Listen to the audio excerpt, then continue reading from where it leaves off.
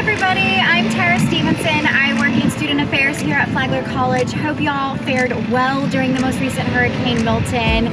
But we just wanted to come get in front of you and let you know that our teams are here on campus.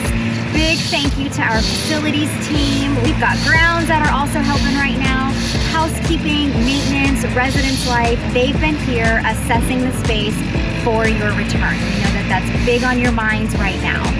Unfortunately, we know that there were also some videos and images that went out about the flooding. Downtown did experience some of that flooding, but thankfully it did not reach into our buildings or to our halls. The residence halls did fare very well. We did walkthroughs. If there was any damage to any of our spaces, one of our residence life team members will reach out to you to let you know.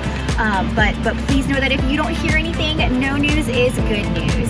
Know that St. Augustine is still experiencing some power outages here and there that we're working through, but we've got team members that are going to be here throughout the whole day, continuing to clean up, make sure our classrooms are ready, our Wi-Fi is ready, dining services are ready. We're hoping to be able to open this campus back up for you tomorrow, Saturday, October 13th by noon.